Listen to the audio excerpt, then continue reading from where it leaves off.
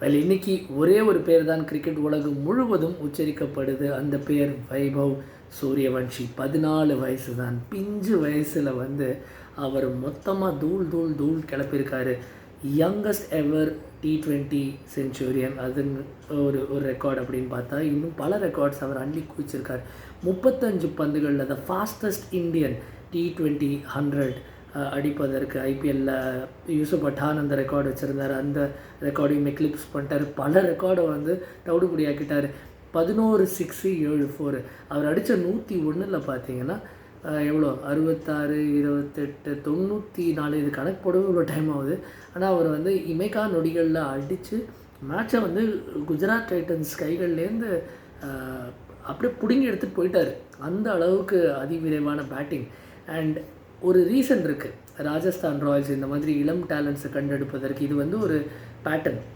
And இது ராஜஸ்தான் ராயல்ஸோட அடிநாதம் அப்படின்னு சொல்லாமல் அவங்களோட ஸ்ட்ராட்டஜியை பொறுத்த வரைக்கும்.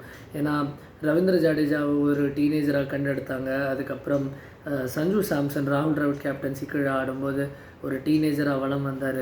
அண்ட் அந்த வரிசையில் மற்றும் ஒரு இளம் வீரர் அவங்க பாசறையிலேருந்து வராங்க. பட் இதற்கு முன்னாடி வைபவ் சூரியவன்ஷி யார் அப்படிங்கிறத நம்ம ஏற்கனவே பேசியிருக்கோம் சில வீடியோஸில். இந்த வீடியோலையும் பேசுவோம். பீகாரை சேர்ந்த Vaibhav Suryavanshi already under 19 youth டெஸ்ட்டில் ஆஸ்திரேலியா அண்டர் 19 டீமுக்கு எதிராக 58 பாலில் 100 அடிச்சிருந்தார். அண்ட் அண்டர் 19 ஏஷியா கப்பில் 2 half centuries அடிச்சிருந்தார்.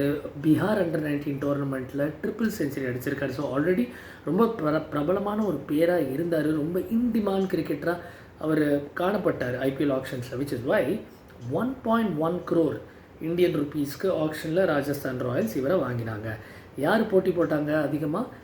Delhi capital. So அவங்க யோசிச்சிருப்பாங்க நமக்கு கிடைக்காம போயிடுச்சு அப்படின்னு. பட் வைபவ் சூரியவன்ஷியை பற்றி ரவிசாஸ்திரி ரொம்ப அழகாக காமெண்ட்ரியில் சொல்லியிருந்தார். அவருக்கு எந்த அளவுக்கு ஜலேபி பிடிக்கும் அப்படின்னு. ஒரு சப்பி யங்ஸ்டராக இன்னும் ஷேவ் கூட பண்ண ஆரம்பிக்கல. ஜலேபி பிடிக்கும், மலாஹி ராப்டி பிடிக்கும்.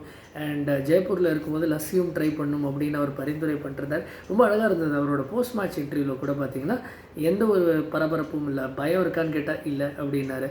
அதுக்கப்புறம் அடுத்த மேட்ச்லலாம் இனிமேல் வரப்போகிற மேட்சஸில் எதிர் டீம்ஸ் உங்களுக்கு எதிராக இன்னும் தீவிரமாக பிளான் பண்ணிட்டு வருவாங்களே அப்படிங்கிறத பற்றி கேட்டால் ஓகே பண்ணட்டும், நான் அதை பற்றிலாம் யோசிக்கல, நான் ஜஸ்ட் பேட்டிங் ஆடுறேன் அப்படின்னு ஒரு மழலை குரலோட ரொம்ப அழகாக சொல்லிட்டு போனார் வைபவ் சூரியவன்ஷி. லெக் சைடில் 61% அவரோட ரன்கள் வந்தது. ஆச்சரியமே இல்லை.